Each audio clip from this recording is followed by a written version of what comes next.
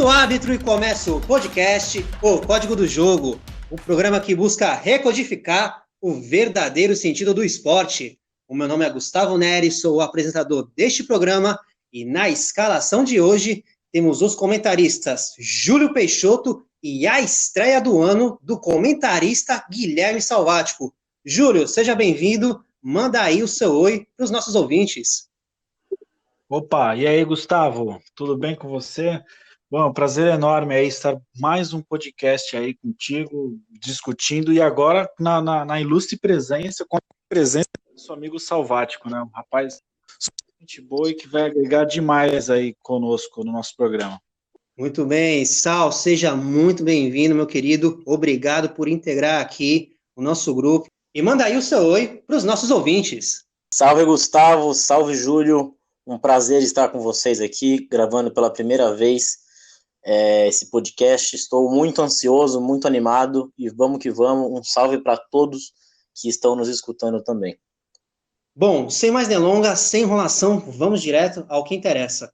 O tema do programa de hoje é descobrir qual foi o melhor campeão brasileiro da Libertadores dos últimos 10 anos. Nos últimos 10 anos, nas últimas 10 edições, nós tivemos 6 campeões brasileiros e vamos analisar aqui, time por time, equipe por equipe, qual foi o melhor, qual teve o desempenho melhor.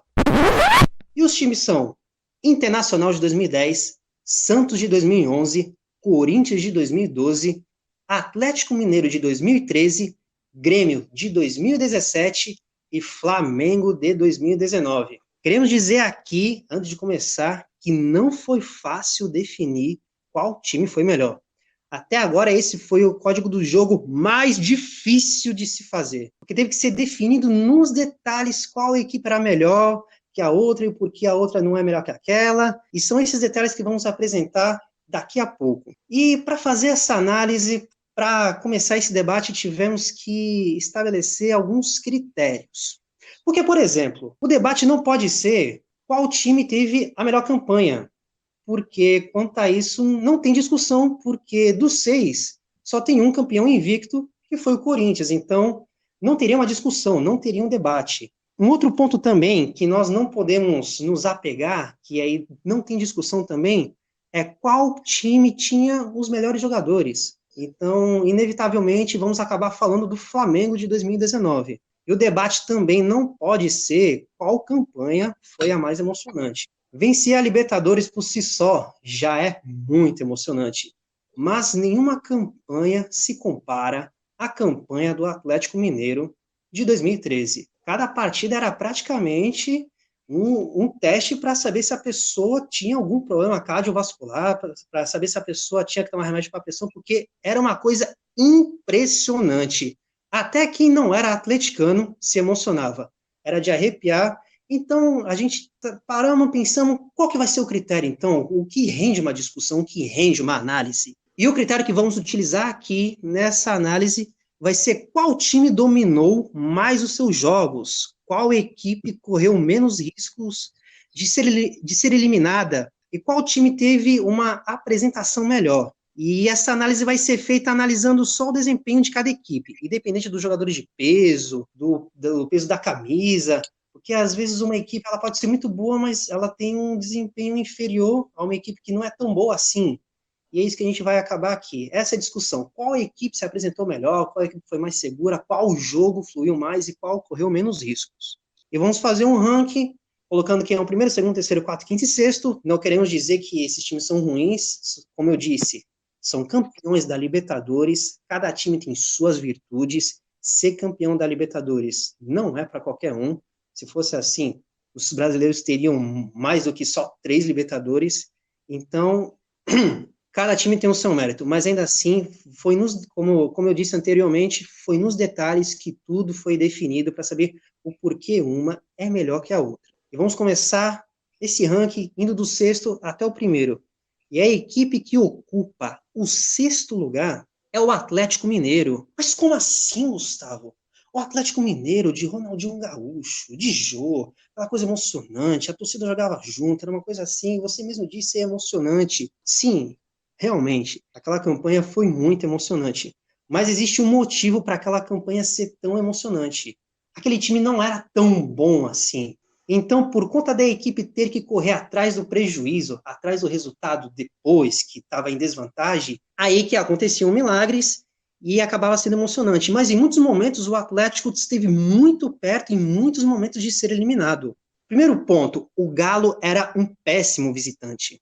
Das quartas de final em diante, não venceu sequer um jogo fora de casa. E você me desculpa, um time para ser o mais dominante, não que tenha que ganhar todos, mas alguns jogos tem que ganhar. O Galo não venceu sequer um. Dos 6 brasileiros que foram campeões nos últimos 10 anos, o Galo foi o único que teve que ir para a disputa de pênaltis na final. Foi o único. Foi o único que precisou dos pênaltis para ser campeão. E aqui precisamos fazer um parênteses rápido. Se um time é campeão num pênalti, é porque uma equipe não conseguiu ser superior à outra. É porque as duas equipes não conseguiram ser superior à outra, então, tá, já que ninguém consegue fazer gol, ninguém consegue ser superior ao outro, vamos para os pênaltis, senão esse jogo vai ser eterno. Daqui a pouco os jogadores da cãibra, ninguém consegue mais andar, então aquilo precisa ter um fim.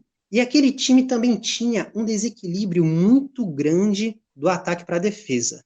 Um time para ser campeão da Libertadores, ele participa de 14 jogos. E dos 14 jogos, o Galo tomou gol em 12. Tomou gol em todos os jogos da fase de grupos, tomou gol nos 2 jogos das oitavas, tomou gol nos 2 jogos das quartas de final, e só não tomou gol nos jogos da volta da semifinal e da final. Mas aí vocês podem falar, não, mas se eles não tomaram gols nos jogos da volta, da final, não poderia ser um ponto positivo, não poderia contar, não poderia ser alguma coisa de bom.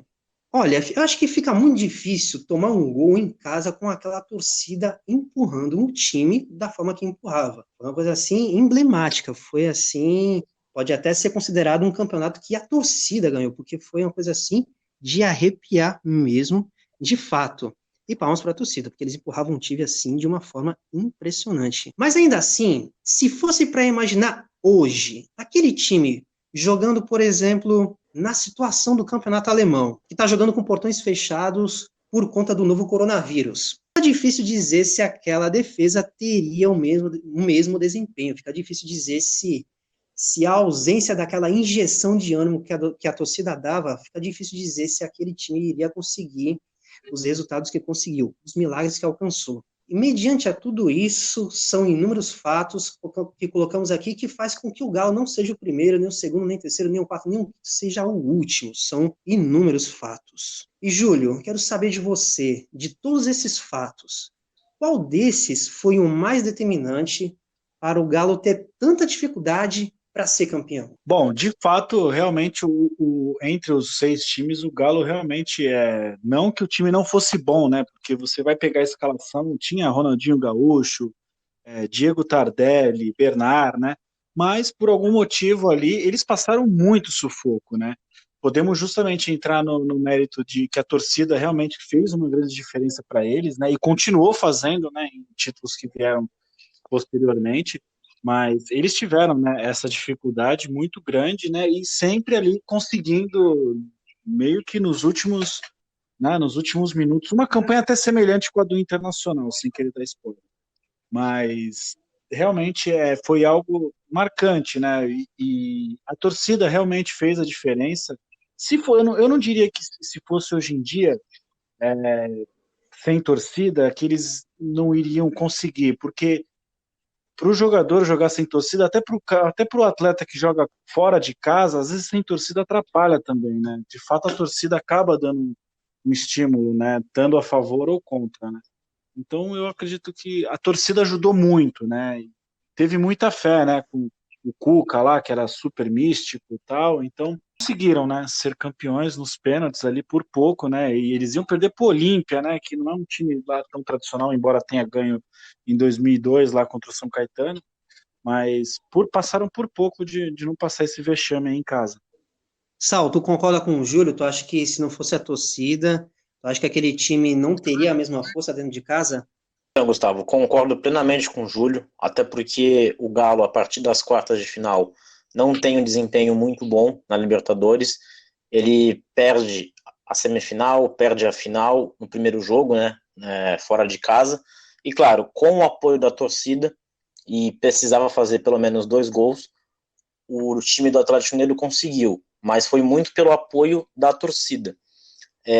Para entender um pouco a força da torcida do Galo, eles jogaram 7 jogos em casa, né? E 7 jogos fora. Dos 7 jogos que eles jogaram em casa, 6 foram no Independência, que é um estádio pequeno, com capacidade máxima de 22 mil, 20 mil pessoas, e eles tinham média de jogo de 19 a 20 mil. Então, assim, é um estádio pequeno, mas que faz muita pressão. Então, a torcida foi fundamental no título do Atlético Mineiro. Por quê? Porque se não fosse a torcida, o Galo não tinha aquele futebol envolvente, aquele bom futebol para se garantir dentro de campo. Então, muitas vezes o time ia na raça, ia na vontade, né? Com o Cuca, que, não sei, é como se ele tivesse uma Ferrari e não soubesse dirigir, porque o time em si era muito bom, mas eles não conseguiam colocar isso dentro de campo, né? E aí, uma hora ou outra, aparecia a estrela de Ronaldinho Gaúcho, o Jô, que era um grande atacante, e todos os outros jogadores que tiveram a sua importância.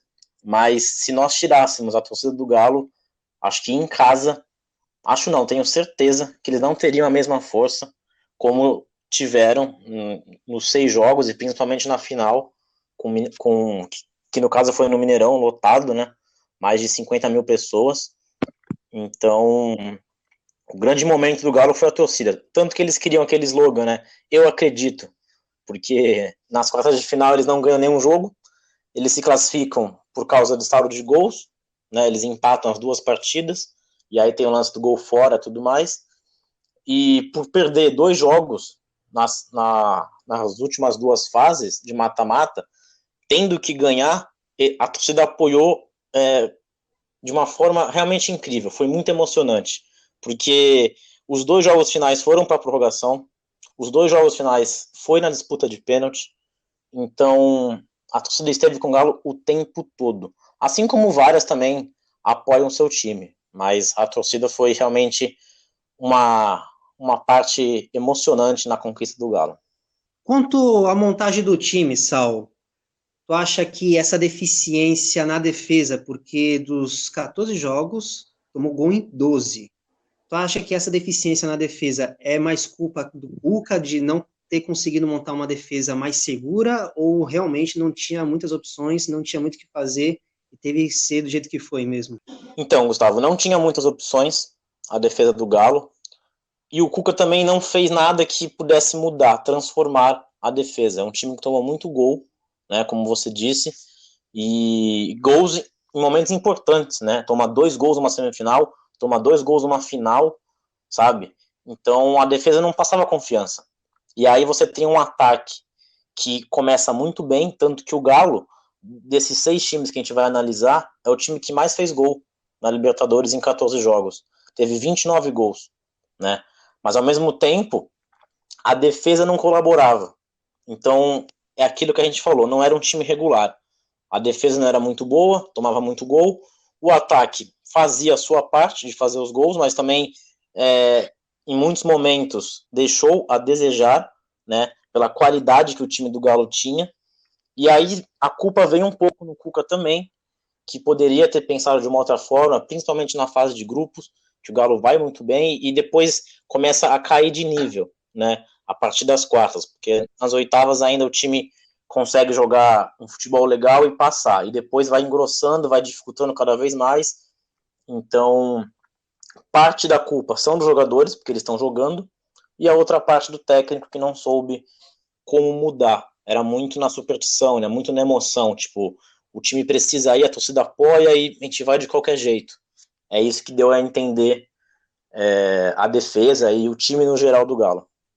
Júlio, e para fechar aqui esse assunto do Atlético Mineiro em sexto lugar, o que tu acha dessa questão aí do misticismo do Cuca? Uma coisa que realmente funcionou? Tu acha que isso daí é mais história para boi dormir? Eu acredito, né? Eu não vou questionar a fé alheia, né? Mas era evidente, até no Palmeiras depois ele, né, tinha esquema de entrar sempre com a calça vinho e tal, né? Ele sempre foi alguém muito ligado, né, a esse tipo de situação. mas eu não acredito que tenha sido especificamente por conta dele, né? Por causa que, né, a Copa do Brasil, no caso, que foi conquistada no ano seguinte, também foram com jogos assim, em situações, tirando a final, né? Que eles ganharam o primeiro jogo de 2-0 e depois ganharam do Cruzeiro, né? No primeiro em casa de 2-0, depois ganharam fora, né? Teoricamente também por 1-0. Mas também, foi também indo muito assim, na fé, né? Como o Salvático falou, né? Com a torcida, com aquele slogan do eu acredito, né? E foram. Eu não creio que essa parte da superstição entre campo, né? Porque também tem o outro técnico que tem as superstições dele, o time, entendeu? Então, eu acho que ali foi muita torcida ali, o que a torcida ali, a energia que a torcida passou pro time que fez eles acreditarem. E para fechar aqui, o Atlético Mineiro fica aqui, então, foi muita fé, foi muita raça, foi muita torcida, e o futebol teria que ter, se acompanhasse esses outros quesitos na mesma intensidade, poderia ser aqui o primeiro do milênio, até o primeiro da década dessa Libertadores, até do século XXI, mas não aconteceu, e o Galo ficou em sexto lugar. E o time que ocupa a quinta colocação aqui nesse ranking é o Internacional de Porto Alegre. Um dos fatos que faz o Inter não ser o melhor brasileiro campeão da Libertadores é o fato de que o time chegou até a final sempre se classificando graças à regra do gol fora de casa. É impressionante. O Inter se classifica assim nas oitavas, nas quartas, na semi. Se tu for olhar a campanha, tu fica na dúvida se é a campanha do Inter ou se é a campanha da regra do gol do fora de casa. É impressionante, parece que a regra do gol fora de casa fez um time, e esse time se chama Internacional, porque sempre se classificou graças a esse regulamento, graças a essa regra.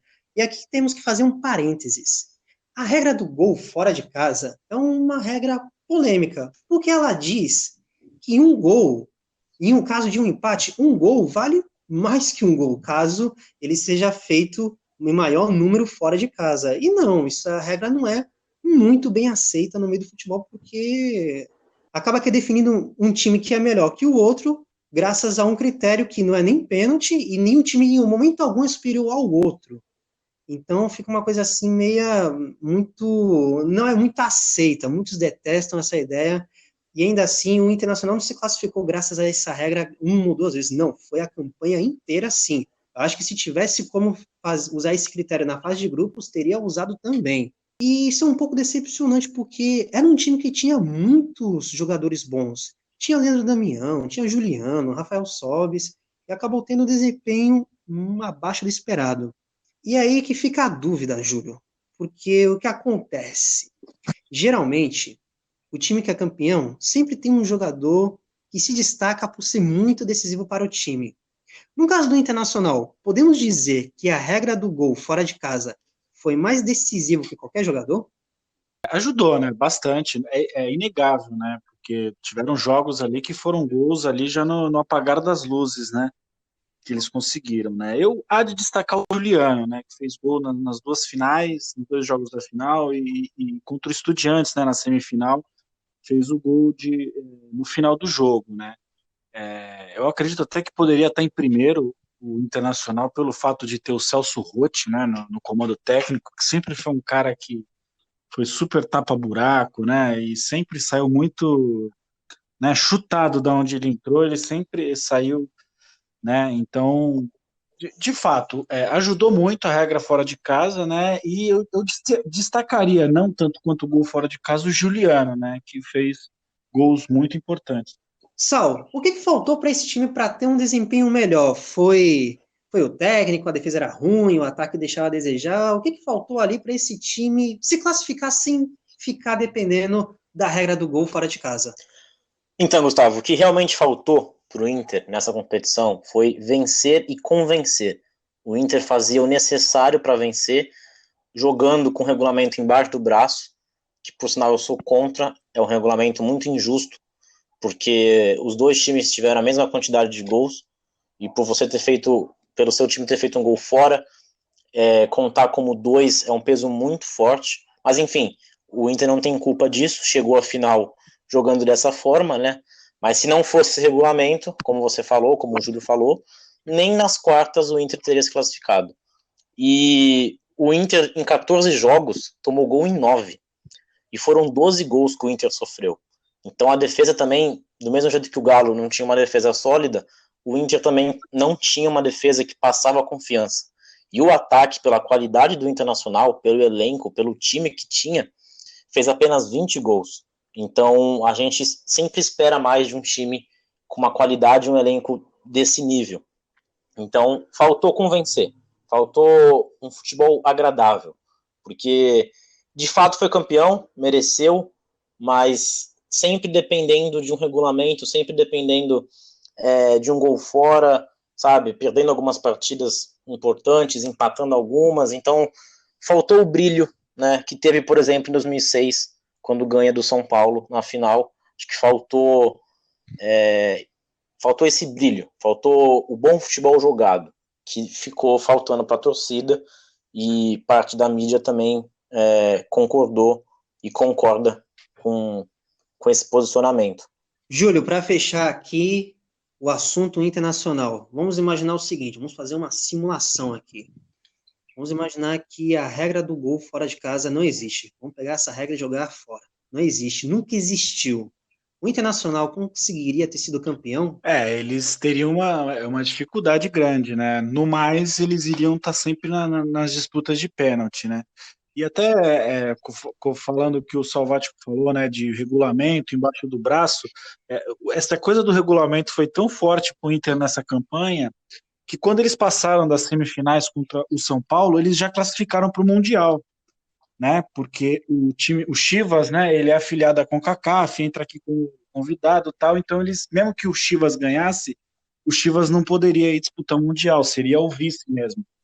Então acho que até nisso ajudou eles, porque querendo ou não, eles com certeza entraram mais leves, né, nos 2 jogos da final, sabendo que assim, olha, se a gente perder, nós vamos para o Mundial de qualquer jeito, né? Então até nisso eles tiveram uma grande ajuda.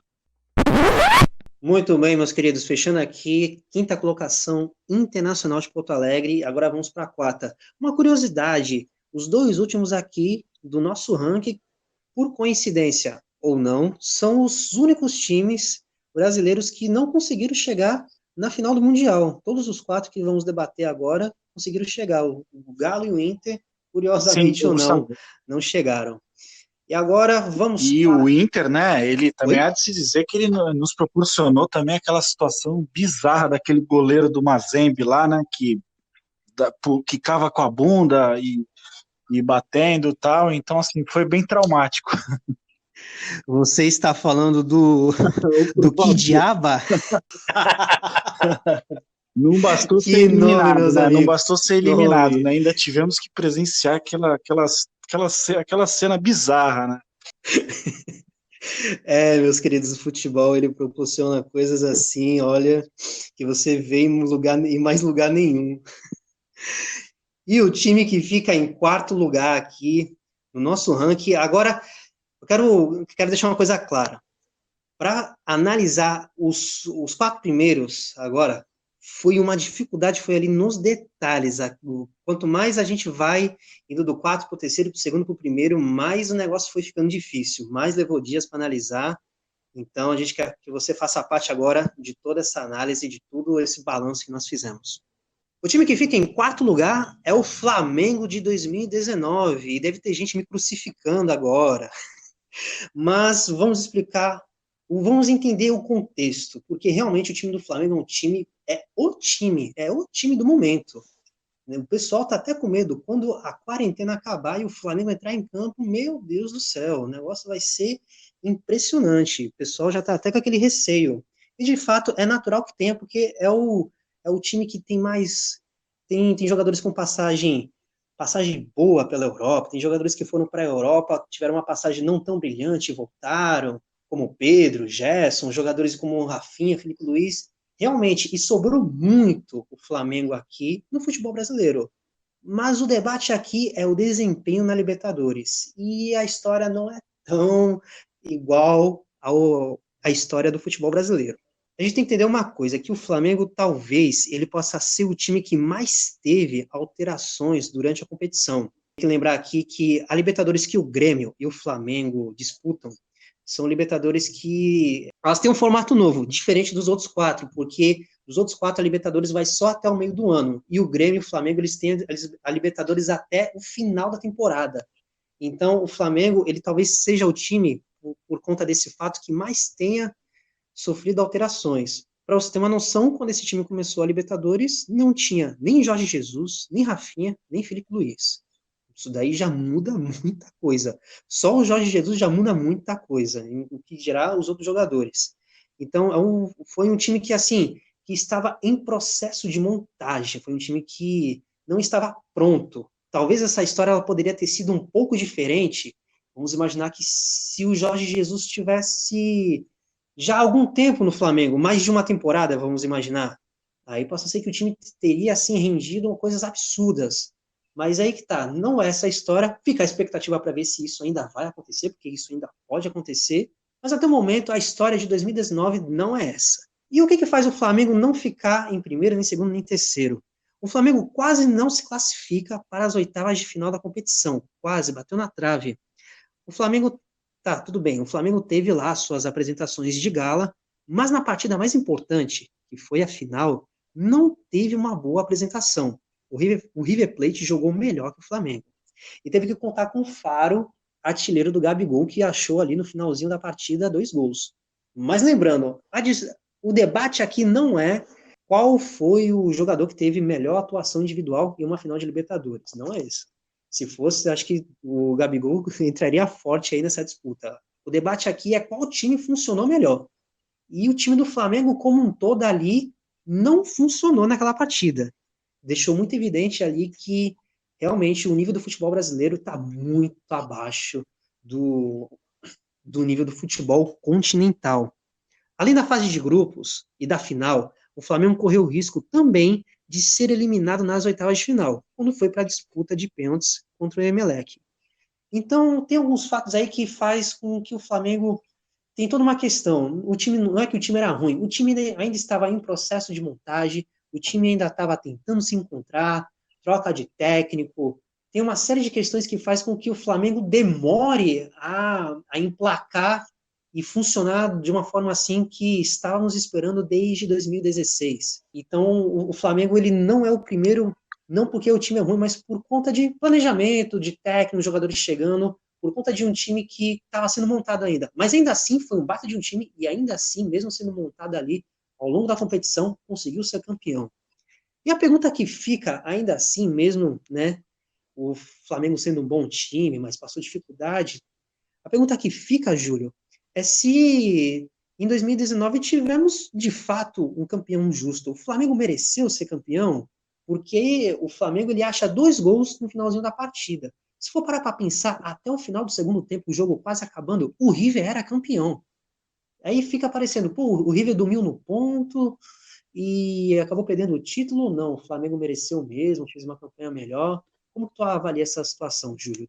Tendo a final Bom, em minha vista. opinião, o Flamengo ele mereceu ser campeão, né? Embora Libertadores é assim, né? Até nos 3 primeiros tiveram situações que foram meio que a virada, né? Para melhorar, né? Acredito que o suprassumo do Flamengo nessa Libertadores foi o 5-0, né? No Grêmio, na semifinal. E eu acredito que o River vacilou demais, né? Porque fez um gol e o Flamengo veio para cima e eles tiveram chance de fazer o segundo, tal, né?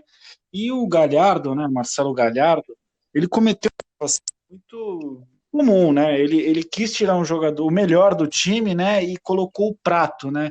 Que foi justamente quem errou a jogada que deu no contra-ataque que saiu o primeiro gol do Gabigol. Realmente, eu acredito que muito vacilo aí do River Plate foi por conta lógico, dos jogadores que estavam em campo e dessa substituição, né, na qual o Galhardo tirou o melhor jogador até então para colocar um atacante, né, e aí, coincidentemente, foi o atacante que errou, né, um toque de bola no meio campo e tomou a virada, né? Eu acredito que seria uma situação injusta, né? Muito pela covardia mesmo do River Plate ali de não ter ido para cima e ter acabado com o jogo logo. Sal, uma coisa que ficou evidente é que nitidamente o nível do futebol brasileiro Tá abaixo, tá lá embaixo, mas a pergunta que fica é em que nível tá? É natural um time como o Flamengo, que sobra aqui no Brasil, ter dificuldades na América? É natural porque o nível é mais alto ou não é tão bem assim? O futebol brasileiro respira por aparelhos e a gente está no limbo. Como que você vê essa situação, tendo em vista o Flamengo, que tem desempenho diferente na Libertadores e no Brasileiro? Olha, Gustavo, o exemplo do Flamengo é o melhor exemplo para provar que o nível do futebol brasileiro está muito fraco, está muito abaixo, ou péssimo. Você pode escolher um desses termos. Porque um time que sobra, como sobrou no Campeonato Brasileiro, fazendo história, questão de pontos, goleadas, dominando seus adversários, até adversários como o Palmeiras, como o Grêmio, que são grandes times do Brasil, que são times bem estruturados, não é normal um time enfrentar o Emelec, por exemplo, e ter dificuldades. Claro que tem todo o contexto, né? Era o primeiro jogo da Libertadores com o Jorge Jesus e tudo mais.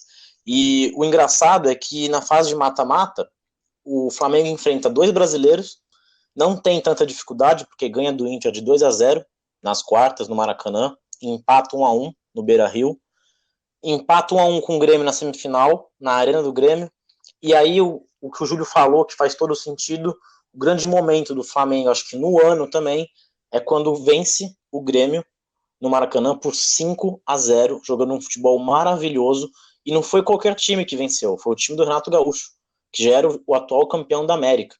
Então, alguns pontos a gente precisa destacar e elogiar o Flamengo.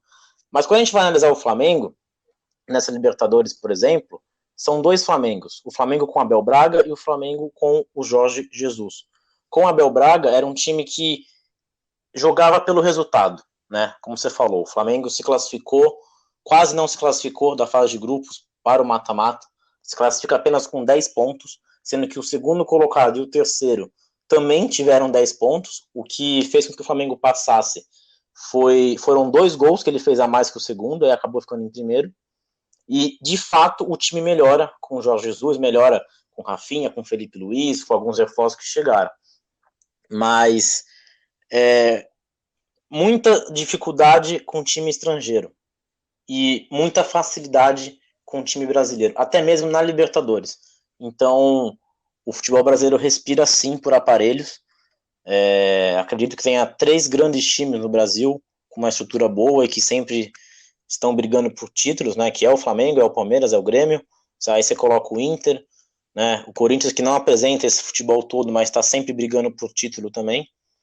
Então, o futebol brasileiro, de fato, precisa melhorar. Porque quando chega numa competição, quando chega numa Copa do Mundo, por exemplo, não consegue ter um desempenho bom. Se tivesse só o resultado, ainda assim a gente considerava, porque o que importa no final é ser campeão. Mas não tem resultado e não tem o desempenho. Então, o grande exemplo disso é quando times brasileiros vão disputar o Mundial, né? Desses 6 times, o único que vence é o Corinthians, com dificuldade também do Chelsea, né?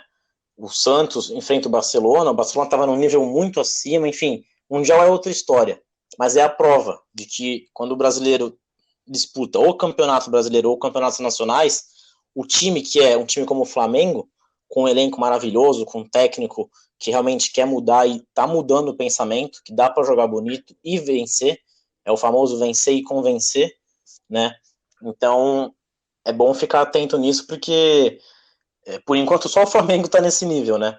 Os outros ainda estão um pouco atrás, mas é bem triste pensar que o futebol brasileiro está muito fraco e que há anos atrás estava muito melhor em questão de futebol, não digo de resultado, até porque nos últimos 10 anos foram 6 brasileiros que venceram a Libertadores. Independente de como venceram, eles foram campeões.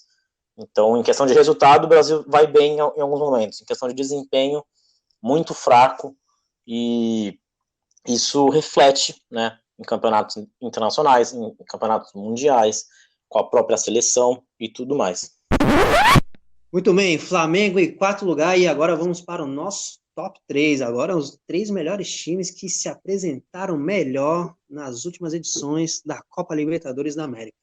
E quem fica em 3º lugar é o Santos de Neymar. Por que o Santos de Neymar? Aquele time que encantou, aquele time que chegou até Robinho em 2010, mas o Robinho é campeão com o Santos, mas ainda assim foi uma coisa marcante, foi aquela coisa toda. E aí a gente entra naquele ponto que tivemos que entrar nos detalhes para ver qual time se apresentou melhor e por quê. E a situação do Santos foi a seguinte: o Santos correu o risco de ser eliminado na fase de grupos, bate na trave, é semelhante ao Flamengo, quase não se classifica. O Santos ganhou apenas um jogo com 2 gols a mais de diferença, que foi na última rodada da fase de grupos contra o Deportivo Táchira, que já estava eliminado. Então foi o critério. A campanha do Santos, os jogos do Santos, o Santos vence a maioria dos seus jogos apenas com 1 gol de vantagem. Em momento algum depende de pênaltis, em momento algum depende do gol fora de casa. Mas aquela equipe, ela consegue, tipo, sempre é 1 gol de diferença que aquela equipe está vencendo. Isso acabou sendo usado como um critério para ver qual time controlou mais o jogo, qual time sobrou mais, qual time cometeu menos erros, qual time correu menos riscos de ser eliminado. E o desempenho do Santos, nesse quesito, ele chega a ser inferior ao desempenho do Corinthians e do Grêmio, que logo logo vocês vão saber quem é o primeiro e quem é o segundo. E outro ponto também, o Santos não teve um ataque e uma defesa melhor que a do Grêmio e nem a do Corinthians. O Santos é inferior nos 2 quesitos aos 2 times. O Santos marcou menos gols e o Santos tomou mais gols do que Grêmio e Corinthians. Mas ainda assim, isso não quer dizer que aquele time não é um timaço. Aquele time é um dos grandes times da história do futebol brasileiro. Mas a gente está aqui tentando entender nos detalhes qual time se apresentou melhor, qual time correu menos riscos. E o ponto que chama mais atenção é que naquela época o Santos ele era disparado o melhor time do futebol brasileiro. Até deixei evidente aí que esse problema do futebol brasileiro não é recente. Desde quando o Santos foi campeão lá em 2011, o Santos sobrava aqui no Brasil, chegava na América, tinha que lutar para conseguir os resultados. E aí fica uma pergunta, Júlio. O que aconteceu com aquele time do Santos? Porque naquela época era disparado o melhor time do Brasil. Ninguém questionava isso. Quem questionasse era louco, era tido como um louco, entendeu? Camisa de força, daí para pior. Mas o que aconteceu com aquele time que era tão bom, mas tem uma estreia, um começo de campanha tão ruim na fase de grupos da Libertadores de 2011? Gustavo, falar do Santos, né? Entre todos esses times que foram campeões, né? O Santos era o time que tinha a menor média de idade, né? 25 anos, né? Então, se for levar em conta um jogador de futebol, um jogador que está a caminho do auge e tal, né? Então, era um time muito jovem, né? Assim como 2010 também, tinham vários jogos que faziam muitos gols e tomavam outros gols. Acho que isso acabou, né? Acabou sendo uma característica, e até pela história do Santos também, que é um time que sempre vai muito para frente, né? Então, acabou acontecendo isso. O que eu acredito que atrapalhou, né, o Santos, principalmente no começo, é que o Santos era treinado pelo Adilson Batista, né, que, ao meu ver, não é um técnico com perfil para treinar o Santos, né, porque ele é um cara muito retranqueiro, né, um cara, enfim, o time realmente não estava andando, né, empatou o primeiro jogo com o Tática fora de casa, empatou o segundo na Vila contra o Cerro Porteño, 1-1, né, e aí, quando tomou 3-2 do Colo-Colo fora, ele foi mandado embora, né? Aí teve o jogo do Colo-Colo na Vila, que aí era o Marcelo Martelotti, que era o auxiliar, ganhou, e aí foi jogar contra o Cerro no Paraguai, e aí foi que o Muricy entrou, e aí quando o Muricy entrou, tudo mudou, né? Embora eu ache que o Muricy, ele focou muito nisso, né? De tipo, toca no Neymar e o jogo vai desencantar. Foi até a tática que acabou dando certo. Embora nesse jogo contra o Cerro Porteño, né, fora, que o Santos não podia perder, o Neymar não jogou, né? Porque no jogo anterior foi aquele jogo que o Santos ganhou e ele colocou a máscara e tal, e o juiz expulsou ele. Então acredito que a virada do Santos realmente foi quando mandou embora o Adilson Batista, né? E veio o Muricy, que, né, é um técnico com muito mais cacife que o Adilson Batista, né? E soube aproveitar muito bem o fator Neymar, né? Coisa que o Adilson Batista não estava conseguindo fazer. Sal, falando do fator Neymar aí que o Júlio acabou de citar. Se o Neymar não tivesse naquele time, o Santos conseguiria ter sido campeão? Olha, Gustavo, é difícil afirmar que sim ou que não, mas fato é, o menino Ney na época, que hoje é o adulto Ney, fez a diferença naquele time do Santos, que era um timaço. Então eu acredito que o time do Santos sem o Neymar poderia sim chegar longe naquela Libertadores, mas não sei se a ponto de ser campeão, porque durante a competição toda o Neymar já era a estrela do time, já era o principal jogador, as jogadas passavam por ele, quando ele não fazia o gol, ele dava assistência ou ele participava da jogada, da construção. Ele foi eleito o melhor jogador da Libertadores de 2011, ele fez 6 gols na competição, ele faz gol na fase de grupo, quando o Santos começa muito mal, né? Foram 3 jogos, 2 empates e uma derrota, sendo que um jogo foi em casa, e aí ele chama a responsabilidade, junto com todos do time também, que é aquele time que tinha Ganso, que tinha Arouca, que tinha Adriano, Rafael no gol, era um time realmente muito bom, e que não era só de 2011, né? Como você falou, 2010, já que tinha o Robinho também, era o melhor time do Brasil. Então, sem o Neymar, acho que o Santos teria dificuldade, porque o Neymar, ele era a grande estrela do time. Então, e foi o que o Júlio falou, o Muricy soube usar o Neymar, né, coisa que o outro técnico não conseguiu. E você precisa aproveitar jogadores como ele, porque são eles que vão fazer a diferença no final. E foi o que o Neymar fez. Então, ele foi muito decisivo, muito decisivo. Quando mais precisou, ele fez gol em final, né? Ele deu assistência numa semifinal. O Santos também tem muita dificuldade no segundo jogo da semifinal, que empata por 3-3, e se não tem um gol ali, se não tem um passe dele, se não tem a liderança que ele teve jogando futebol, não sei se o Santos chegaria na final. Mas o Neymar é um monstro e destruiu naquela competição. Na verdade, o Neymar, ele foi o ponto de desequilíbrio do Santos.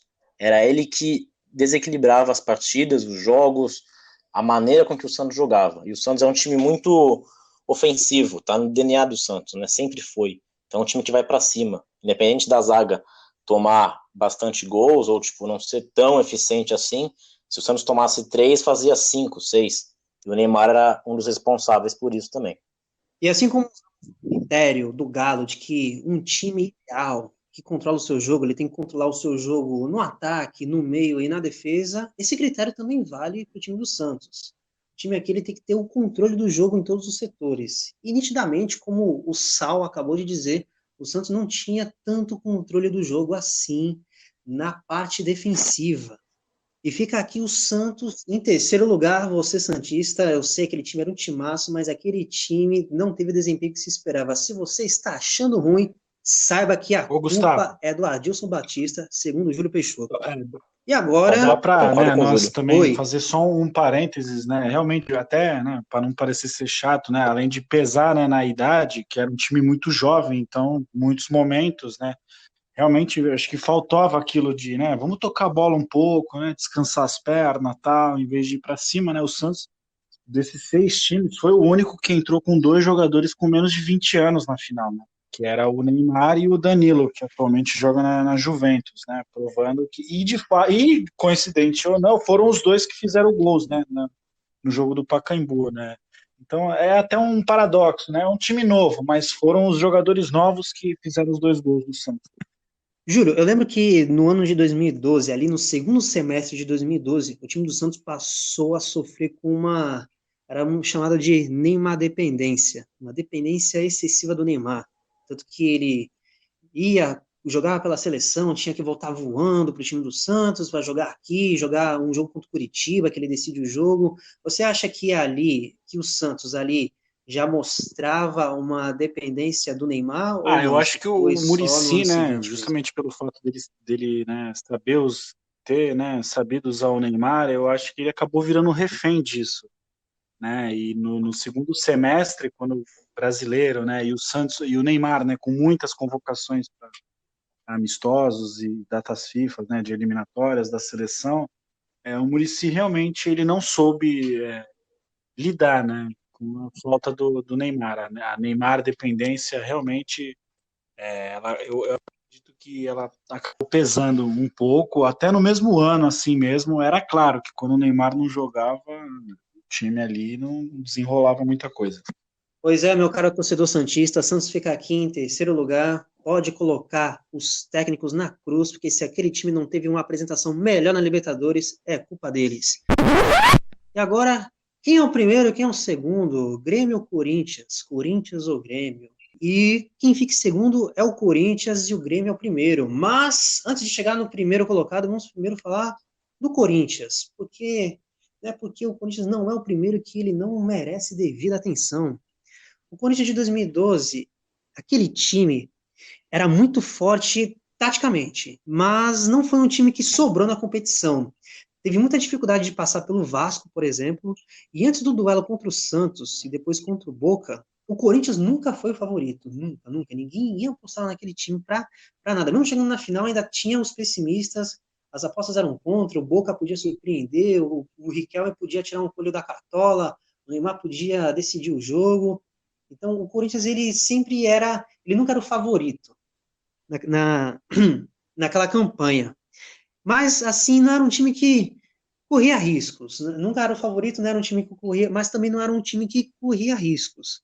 Mas também não quer dizer que aquela equipe tinha um controle do jogo. Passava muito sufoco, conseguia se segurar, conseguia não terminar suas partidas em desvantagem. Se tomasse um gol, como foi na final, conseguia empatar. Se tomasse um gol em casa, como tomou no segundo jogo da semifinal, conseguia empatar. Então, quando ele não tinha uma força para virar a partida, mas ele tinha uma força para empatar. Nunca o Corinthians queria estar atrás no placar. Esse potencial aquela equipe tinha. E aquele time começa mal com empate contra o time venezuelano e ele vai se superando ao longo da competição. Aquele time, ele não é um time melhor, por exemplo, que o Santos e o Flamengo, mas ele está mais de acordo com o critério que nós estabelecemos aqui. Foi um time que correu menos riscos, foi um time que se apresentou melhor, foi um time que jogou, esteve mais perto de dominar a sua campanha do que Flamengo e Santos esteve. Aliás, foi campeão invicto, mas ainda assim não foi um time que, nossa, que time, não era isso, não era a situação. E muitos dizem até que a maior estrela daquele time era alguém que não estava dentro das quatro linhas, que foi o Tite. E muitos dizem que se não fosse por ele, talvez aquela equipe nunca teria ganhado a competição continental. E aí fica a dúvida, Júlio. Podemos dizer que o Tite foi mais importante que os jogadores na conquista da Libertadores? Ou Gustavo, isso é não digo algum que seja exagero, né? Porque, de fato, o Tite, né, ele foi alguém que ganhou o grupo ali, né? Ficou claro que o grupo estava na mão dele, né? E fazia tudo ali que era exposto para eles estarem fazendo, né? Então, assim, eu acho que o Tite teve, né, uma participação assim enorme, né? Levando em conta que o Corinthians nunca havia ganhado, né? E em outros anos sempre tiveram eliminações bem traumáticas, né? Geralmente com brigas no final, jogadores expulsos e tal, né? Então acho que o Tite ele soube, né? Primeiro fazer essa mescla, né? A média de idade do time era de 29 anos, né? Diferente do Santos já era, né? Se eu pegar um atleta de 29 anos, já é um cara já bem maduro, já no auge, né? Da sua atividade. Né? Eu destacaria dois jogadores, que é o Danilo e o Sheik, né? Para mim foram dois jogadores assim que foram bem iluminados, assim, fizeram gols pontuais, né? Que ajudaram. E o Romarinho, né? Na história do Corinthians sempre tem, né? Me lembra muito o Tupanzinho, né? Em 1990. O Romarinho também não era um cara ali muito falado, entrava no segundo tempo, e tal, e de repente ele fez aquele gol de empate contra o Boca Juniors. Então eu destacaria esses três aí, além do Tite, além do sistema defensivo, né? Como a própria história acabou, né? Principalmente depois que o Mano, né, entrou ali no Corinthians, né? O Corinthians adotou um sistema de jogo ali que casou muito bem ali, até com o que a torcida gosta, né? Até com aquela coisa de sofrimento, tal, entendeu? Então casou, né? Tudo isso e com certeza o Tite ali ele teve uma grande importância ali em tá guiando o time. Sal, o Júlio citou aqui que os jogadores mais fundamentais foi o Emerson e foi o Danilo. E eu queria saber, na tua opinião, qual o jogador foi mais fundamental para o Corinthians ser campeão? E eu coloco mais dois aí, além do Emerson, do Danilo, o Paulinho e o Cássio. Se fosse fazer um ranking dentro do ranking, aqui, um ranking clubista, só do Corinthians, Como que tu faria esse ranking? Qual jogador foi mais importante? Olha, só reforçando que o time do Corinthians não era um time brilhante como era o do Santos, como era o do Flamengo e como era o do Grêmio, como você citou muito bem. Era um time que taticamente tinha uma função essencial, que era o que o Tite sempre pregava para a equipe, né? Então todo mundo ia marcar, o próprio Jorge Henrique ajudando na lateral com o Alessandro, enfim, era um time muito bem escalado, treinado, né? Com uma defesa muito boa, era o ponto mais forte do Corinthians, era a defesa, tanto que toma apenas 4 gols em 14 jogos e toma um gol apenas como mandante, que foi contra o Santos, né, o atual campeão da Libertadores, um gol do Neymar, no Pacaembu. Enfim, e é muito importante destacar que Cássio, Sheik, Danilo e Paulinho, eles foram os principais, eles foram fundamentais na conquista. E aí, claro, tem sempre uma estrela, no caso do Corinthians, né, alguém que surge, como o Júlio falou, de Tupanzinho em 90, que faz o gol do título, o próprio Romarinho, ele dá um toque na bola, um toque na competição toda, porque ele dá aquele toque por cima do goleiro, faz o gol, ele não toca mais na bola naquele jogo e não entra no jogo contra o Boca, né? Então, o Corinthians sempre tem um fator positivo a mais e de sofrimento também, isso está na história, como foi contra o Vasco, como sofreu contra o Santos também na Vila Belmiro, e teve todo esse clima contra o Boca. Mas falando dos jogadores, colocando numa ordem, eu colocaria Cássio em primeiro lugar, Sheik na segunda colocação, Danilo em terceiro, já que ele foi citado, e Paulinho em quarto. Começando do último até o primeiro. O Paulinho é um volante que na época ele ainda não era tudo o que ele se transformou no Corinthians. Ele estava sendo. Ele era um volante, na verdade ele jogava como segundo volante, ele tinha uma participação muito ativa dentro da área, ou seja, ele sempre era um volante que estava chegando muitas vezes, né, ao gol. Algumas vezes ele tinha a felicidade de fazer, né, esse gol, tanto que na Libertadores ele tem o gol contra o Vasco, que é esse o grande momento dele e um dos grandes momentos do Corinthians, porque aquele jogo contra o Vasco foi um jogo muito pegado, foi um jogo muito equilibrado. Teve o lance do Diego Souza com o Cássio, que aí eu vou deixar o mérito para falar do Cássio, e o jogo estava indo para prorrogação, né? 42, 43 minutos, o Alex cruza, Paulinho faz o gol, e aí de forma emocionante ele vai para a torcida, aí ele dá aquele abraço no torcedor. Então, e o Paulinho também participa no gol do Romarinho. A jogada começa com ele.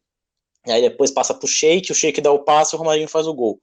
Então, o Paulinho foi um grande volante e foi, pelo momento dele, de ter feito aquele gol contra o Vasco, ele é sim um jogador fundamental. E como todos são, né? Aquele time do Corinthians, se você pegar jogador por jogador, ele teve a sua importância. E a sua importância muito grande. Só que esses acabam tendo destaque e são lembrados, né? Em terceiro lugar, eu colocaria o Danilo. Por que o Danilo? Ele é aquele jogador que não é badalado, a mídia não fica falando dele o tempo todo, muitos acham que ele é um jogador lento, muito pelo contrário, ele é muito experiente, né? Ele já tinha uma Libertadores nas costas, jogando muita bola pelo São Paulo, em 2005, e ele é um jogador técnico, calmo, ele consegue controlar o jogo, ele bate com as duas pernas, ele tem um bom cabeceio, ele faz gols importantes, tanto que quando o Neymar faz aquele gol no Pacaembu, no finalzinho do primeiro tempo, na semifinal, tava tudo igual, né? E o Santos vem crescendo, porque, segundo tempo, o jogo tá igual, a gente conseguiu fazer um gol que não é tão fácil, 2, 3 minutos do segundo tempo, uma falta, a bola sobra pro Danilo, ele mata meio que na coxa, com calma, cara a cara com o Rafael, toca no gol e aí tranquiliza a partida, né? E o Danilo também, ele é fundamental no primeiro gol do Emerson Sheik na final, contra o Boca. Ele dá um passe de calcanhar. Alguns vão dizer que foi sem querer, que foi meio cagado, mas se você olhar o lance, ele tinha plena consciência do que estava fazendo, né? Deu um passe de costas, de calcanhar, o Sheik domina no peito e faz o gol. Então o Danilo, ele foi muito, muito importante. É que ele não é tão comentado quanto os outros, né? Porque no final o que fica mais na memória é o gol do Paulinho, é o gol do Sheik, é o gol do Romarinho, é a defesa do Cássio, mas o Danilo foi fundamental na conquista do título. Sem contar que na fase de grupos também, ele faz uns gols importantes, gols que decidem a vitória do Corinthians, né? Não era um time que fazia tantos gols assim, mas era muito eficiente. E essa eficiência passava pelo Danilo. Na segunda colocação, eu fico com o Sheik. O Sheik talvez seja o grande nome, né, desse time. Eu vejo que, de todos, o Corinthians não era um time que tinha muitas estrelas, como o Santos, né, que tinha Neymar, tinha Ganso, tinha Elano, o Flamengo, que tinha praticamente o time todo, o Grêmio, que tinha alguns jogadores mais específicos. O Corinthians era um time que talvez a única estrela fosse o Sheik, né? Ele já era tetracampeão brasileiro, todo mundo conhece o jeito dele, de catimbar, de provocar, ele é experiente também, e ele é muito decisivo. E foi. Tanto que na semifinal e na final, ele aparece de forma incrível, né? Na semifinal ele faz um golaço contra o Santos, na Vila Belmiro, e depois ele perde a cabeça porque ele é expulso, ele dá um carrinho no Neymar, aí o Corinthians fica com a menos, o Santos pressionando o jogo todo, não joga o jogo de volta, né? Só que na final ele aparece, ele dá o passe pro Romarinho, na Bombonera, o Romarinho empata a partida, e na final, aqui no Pacaembu, ele faz 2 gols, né? Provando que ele é muito decisivo, e ele tem 5 gols na competição também. Então, o Sheik ele ficaria em segundo, mas detalhes mesmo para não ser o primeiro.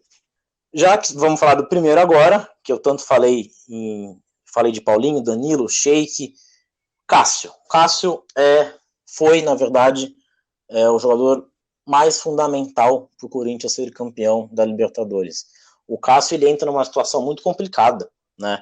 Porque ele não disputa a fase de grupos, porque até então o goleiro titular era o Júlio César, que foi um grande goleiro, mas que sempre falhava em momentos importantes, em decisões.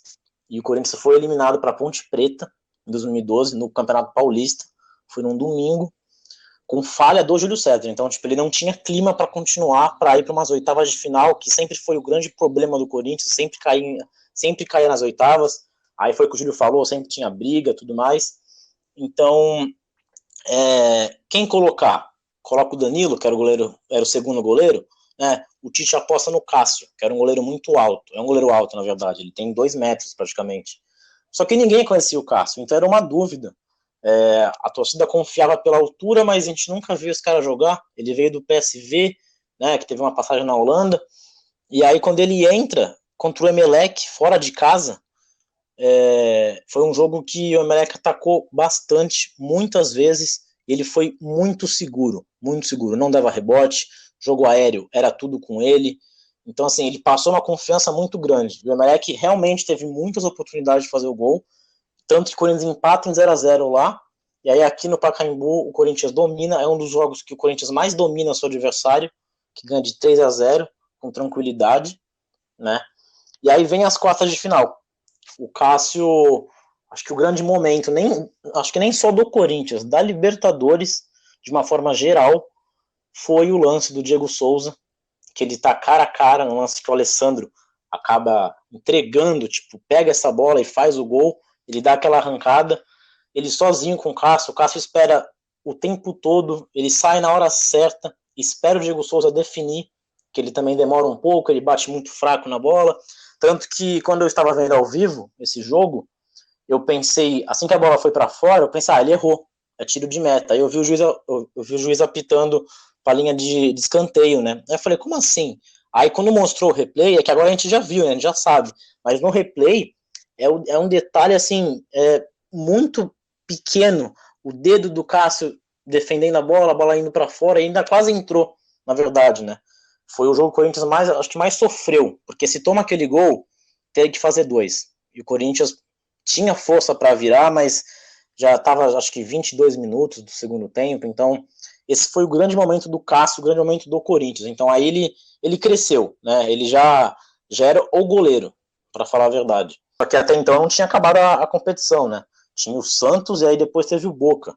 O Boca não teve tanta dificuldade assim na final, ele foi importante, ele foi seguro, como ele foi na competição toda, mas contra o Santos, na Vila Belmiro, o Santos que é um time muito ofensivo, que era um time muito maduro, muito, acredito que não muito melhor, mas era um time mais qualificado do que o de 2011, né? acredito que o Santos seria campeão da Libertadores, seria bicampeão, é que encontrou o Corinthians com um time muito bem montado. Mas se enfrentasse o Boca, por exemplo, o Santos tinha totais condições de sair com o título. O Santos ataca muito, muito, e o Cássio cata literalmente tudo. Teve até apagão na Vila Belmiro. Ele só não fez chover, porque ele fez de tudo, literalmente de tudo. Então, ele mostrou o goleiro que é, né? Defendendo por baixo, por cima, um goleiro ágil, um goleiro alto. E aí ele passou a confiança que, se alguém ainda tinha dúvida, passou a não ter mais. E aí o Corinthians é campeão de forma invicta, e depois vai para o Mundial. O Cássio também é eleito o melhor jogador. Então, assim, o Cássio ele teve mais momentos marcantes do que os outros. Não que não teve, né? O Sheik fez o gol da final, o Danilo fez o gol na semi, o Marinho também faz o gol de empate, o Paulinho faz o gol contra o Vasco. Mas a situação que o Cássio entra, né, como terceiro goleiro reserva, num jogo de mata-mata, ninguém conhecendo e fazendo o que fez, ele passa sim a ser o principal jogador na conquista do título do Corinthians. E com todos esses méritos, o time do Corinthians fica em segundo e agora... também, deixa eu só colocar uma curiosidade, só algo coisa, né? O Cássio, a história dele aí, né, de ter entrado, né, no meio da competição e ter feito a diferença, lembra muito do Marcos, em 99, contra o Palmeiras. Quem começou catando no gol lá foi o Veloso. O Veloso se machucou, foi por falha, tal, que nem era o Júlio César, se machucou, entrou o Marcos, e o Marcos fez muita diferença, né, naqueles jogos contra o Corinthians. Ele pegou muito, né, durante os jogos e depois na hora dos pênaltis, né, que até com o pênalti da classificação ele pegou o pênalti do Marcelinho Carioca. Então é bem parecido, assim, bem semelhante, assim, são rivais, mas aconteceram coisas parecidas, semelhantes. No caso, essa entrada 99, aí que tu tá falando do Marcos foi na foi o Veloso que começou do Palmeiras? Era titular, o goleiro titular do Palmeiras, e aí ele se machuca, e aí o Marcos entra. Então, o Sal acabou de dizer que o Cássio foi o jogador mais importante para a conquista do Corinthians. Tu acha que, na tua opinião, o Marcos ele foi a mesma coisa? Ele, como goleiro, ele foi o mais importante do time do Palmeiras ou não? Teve outro jogador todos os jogadores de linha ali eram muito bons, né? Até a qualidade técnica era superior à do Corinthians, por exemplo, e talvez até do Santos, né? Tinha muito jogador bom. Mas foi aquilo, né? E numa situação pontual ali, tipo, esse lance do Diego Souza, né? Que todo mundo falou, puta, vai ser gol.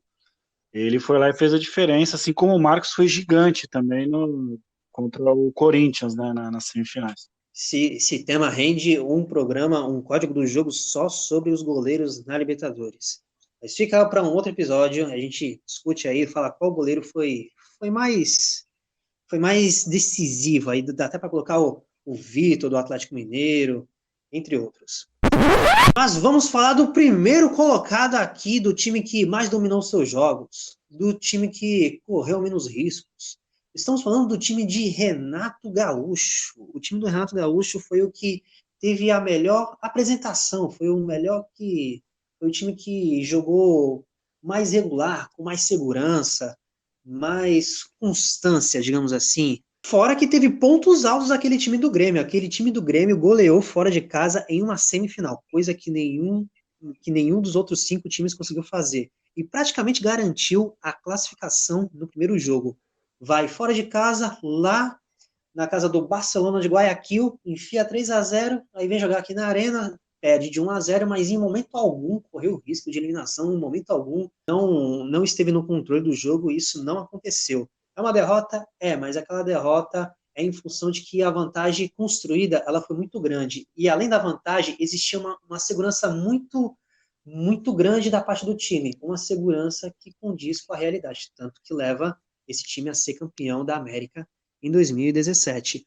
Outro fato que faz o Grêmio ser o primeiro aqui é que o Grêmio ganhou os 2 jogos da final. O Grêmio ele ganha os 2 jogos, ganha aqui e ganha lá na Argentina contra o Lanús. Só perdeu 2 jogos, perdeu um na fase de grupos, mas já estava com uma situação ali tranquila para se classificar para as oitavas de final, e perdeu o jogo da volta, a semifinal, que eu acabei de dizer aqui agora há pouco. E o título do Grêmio, a gente tem que analisar aqui que o título do Grêmio é um fruto de um trabalho longo do Renato Gaúcho. Se a gente for pegar os 2 primeiros colocados, nós vamos observar que tanto o Tite quanto o Renato, eles têm um trabalho longo, porque o Tite vem campeão brasileiro em 2011 e é campeão da Libertadores em 2012. O Renato Gaúcho, ele vem campeão da Copa do Brasil de 2016 e é campeão da Copa Libertadores em 2017. Então isso deixa evidente o quão é necessário ter um bom técnico com um trabalho longo.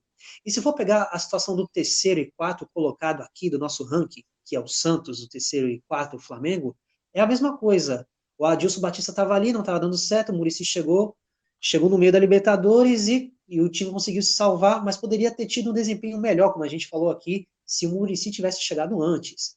E no caso do Flamengo também, foi dois times, foi um com o Abel Braga, um time que tinha muitas críticas, e depois chega o Jorge Jesus. E até falamos aqui, não, se o Jorge Jesus já tivesse algum tempo no Flamengo, há mais de uma temporada, por exemplo, esse time poderia ter tido um desempenho acima, poderia ter tido um desempenho muito melhor, muito mais entrosado, muito mais bem treinado, entre outros fatores. Fica evidente aqui que um bom time passa, inegavelmente, por um bom trabalho de um técnico.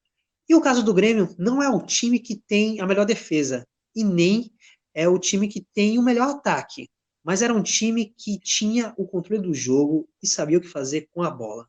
Isso o Grêmio sabia, tinha suas convicções, e as suas convicções eram o suficiente para dominar o seu jogo e os seus adversários. São muitos fatores que envolvem esse time do Grêmio, são diversas questões que faz com que esse time seja campeão da Libertadores. Mas na sua opinião, Júlio, qual foi o grande diferencial que fez o Grêmio ter tido uma campanha tão dominante, regular e segura? Foi o elenco muito bom? Foi o técnico, a diretoria? Foi o planejamento? Foi alguns jogadores em específico, como Arthur, Jeromel, Luan? O que você vê que, assim, de tudo, o que foi assim, não, se não Gustavo, tivesse isso eu aqui, acho que foi o justamente o título que não os outros, teria né, vindo. que também foram campeões, não tiveram. O Grêmio teve tudo isso, né? Foi um time muito forte para o ataque, muito forte no meio-campo, muito forte, né, na zaga. Fora que, né, no comando técnico tem um cara que é ídolo lá, né? E nem sempre isso dá certo, né? Um cara que jogou no time e vai treinar lá depois. Aqui no Brasil, geralmente, as histórias não são tão felizes, né? E o Renato Gaúcho, ele acabou reescrevendo isso, né? E encaixou um time muito bom, inclusive com jogadores assim que eram questionados, né? O Maicon, por exemplo, saiu, né, pelas portas do fundo pelo São Paulo, né? E virou um dos pilares. Aí ele achou ali o Arthur na base dele, né? Pegou o Luan, né? Que diferente do futebol pífio que ele pratica hoje em dia, estava, né, numa fase muito boa, né? Não sei se as lesões dele atrapalhou um pouco ele depois, né? E até jogadores não que nem Fernandinho, né? Não é nada demais um cara desse aí, mas até isso, entendeu? O Renato Gaúcho ele tinha essa isso aí de espremer e fazer o cara render o melhor ali no campo, né? Acredito que desses times aí o Renato Gaúcho foi o que melhor soube, né, tirar esse proveito, né? E a continuidade do trabalho, né? No final acabou se provando ali que para os gaúchos ali foi a melhor situação, foi ter mantido ele. Inclusive eu acho que o Renato Gaúcho ele deveria ser o próximo técnico da nossa seleção, mesmo sendo mais um gaúcho, né? Então acredito que, né, levando com esse pensamento de, né, ele pegou, se você for pegar desses times aí, era um time menos talentoso que o Flamengo, que o Santos, né? Mas encaixou tudo ali, né? Sabendo aproveitar muito bem as características. Tinha o Bruno Cortez, né? Que era o lateral esquerdo, né? Que também foi outro jogador que quando jogou aqui no São Paulo também foi muito criticado, né? Então, foi a soma de tudo. Renato Gaúcho, bons jogadores, né? Jogadores que muita noção. Então, acredito que podemos juntar tudo que não juntamos nos outros, né? Que foi só, esse aqui tinha um bom elenco, esse aqui o técnico foi muito bem. Então, o Grêmio, eu acredito que técnico, comissão técnica, diretoria ali, eles fizeram um trabalho assim maravilhoso. Sal, são diversos fatos que cercam esse Grêmio campeão da Libertadores em 2017. Falamos aqui, é o elenco, é o técnico, é os jogadores ali que são de um nível um pouco maior, como o Luan, Arthur, Jeromel, mas tem um fato interessante que isso não interferiu assim na campanha do Grêmio, não, mas ainda assim é interessante, uma coisa meio curiosa, e acho que isso precisa ser falado. porque o Grêmio ele é campeão da Libertadores no final de 2017. E no mesmo ano, o principal rival internacional estava disputando a Série B do Campeonato Brasileiro. E aí, vai falar como torcedor agora, vai tentar se colocar na pele do torcedor colorado e responder o que foi pior. Foi disputar a segunda divisão em 2017 ou ver o principal rival ser Olha, tricampeão da Gustavo, foi um Libertadores da ano América? horroroso para o torcedor colorado, de fato. Eu acredito que disputar uma Série B nunca, nenhum time precisa passar por isso. Alguns precisam passar, mas, tipo, como torcedor, você nunca quer que seu time caia. Isso é fato. É uma tristeza, é uma mancha na história do clube. Enfim, eu ainda acho que é pior disputar a Série B, né? Por toda a questão, por todo o sal que o rival vai tirar, né? De estar na Série A e tudo mais. E o Inter é um time grande, né? Assim como o Grêmio também, assim como outros times caíram que são times grandes. Mas foi o combo, né? O Grêmio, o Inter disputando a Série B, o Grêmio é campeão da Libertadores, é tricampeão, jogando um futebol absurdo, ou seja, são dois momentos, né? O Grêmio lá em cima, o Inter lá embaixo. Então foi um ano horroroso pro torcedor, horroroso. Tipo, acho que não tinha como ser pior. Na verdade, tinha. Se o Grêmio vai pro Mundial e ganha, aí fechou. Como o Grêmio perdeu o Mundial, mas foi pro Real Madrid, não foi nenhuma humilhação nem nada, foi apenas 1-0. Acho que a única conquista do torcedor colorado, além do fato de subir novamente para a Série A, mas que é uma obrigação por ser um time grande e tudo mais, foi o Grêmio ser vice-campeão do mundo. Porque, de resto, não tem nada de bom. Disputar uma Série B, por mais que tenha um aproveitamento legal, por mais que seja campeão, pode perguntar para qualquer torcedor, não é uma experiência boa. Apesar de que alguns times precisam cair, não que precisam, mas devido à gestão que o prejudica, né? E prejudica demais o time, questão financeira. A gente pode ver o Cruzeiro agora, né? Tá até correndo risco de cair para a Série C. E é claro que os jogadores têm culpa, mas os principais culpados é quem está gerindo o time, né? Essa gestão, os presidentes, diretores. Então, assim, um ano péssimo, péssimo para o Inter, um ano maravilhoso para o Grêmio. E podendo comparar com outro caso, Corinthians e Palmeiras, né? O Corinthians em 2012 é campeão invicto da Libertadores e o Palmeiras, uma semana depois, ganha a Copa do Brasil. Até aí, tranquilo. Mas primeiro que o rival do Corinthians, o Palmeiras, vê pela primeira vez o seu principal rival ser campeão da América jogando o que jogou, já dá um desânimo, na verdade, né?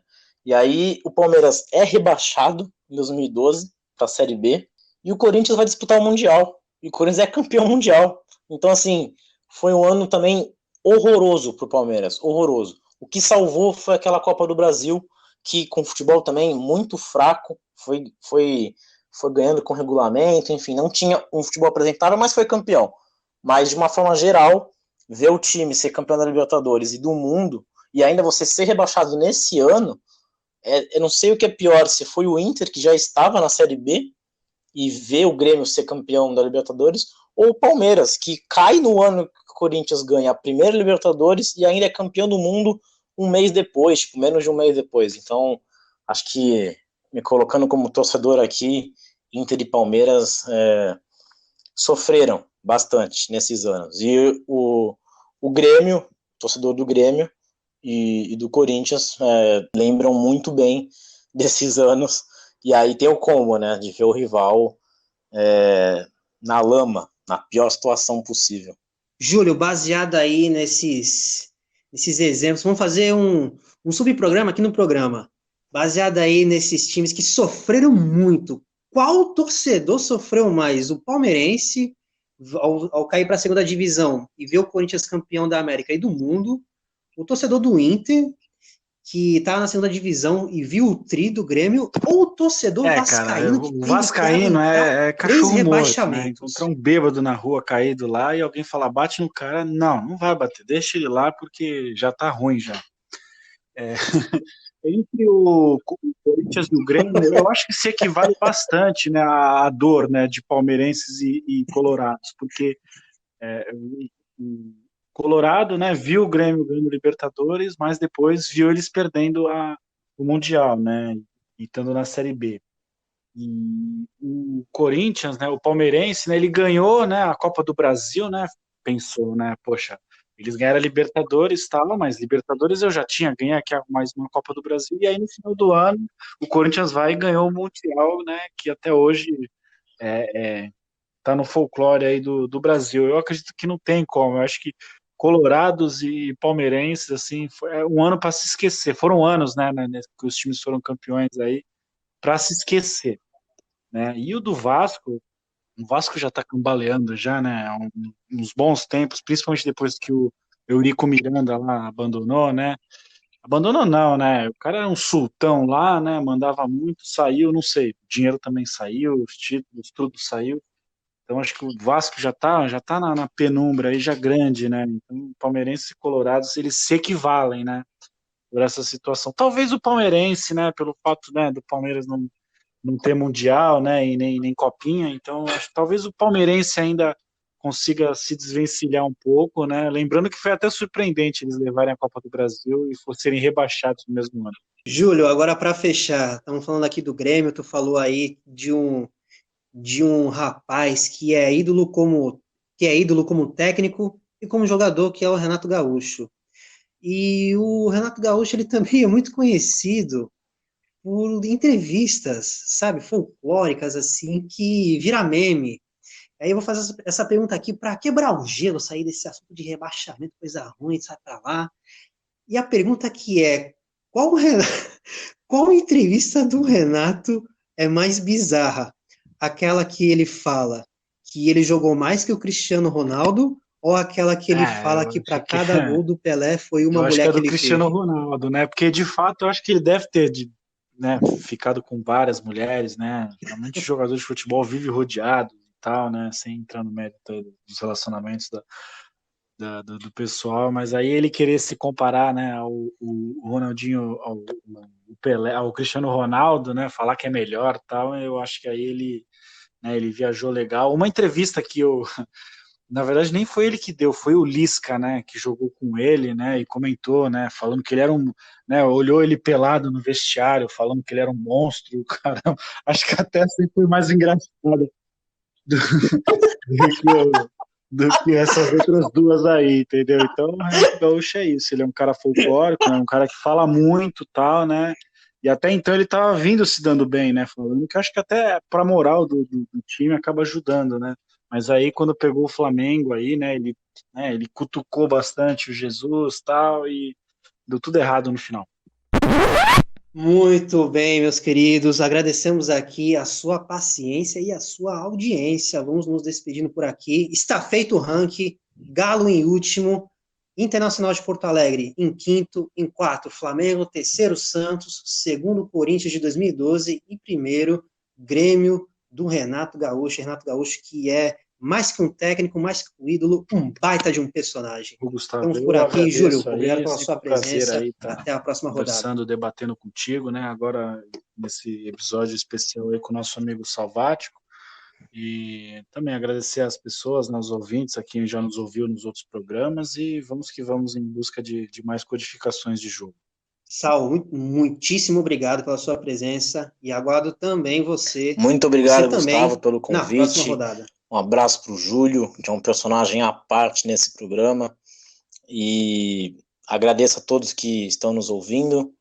E vamos para o próximo com toda a animação possível, assim como foi nesse que nós falamos, gravamos, rimos. Enfim, grande abraço a todos. E você também que está nos ouvindo, nos encontramos na próxima rodada. O Código do Jogo fica por aqui.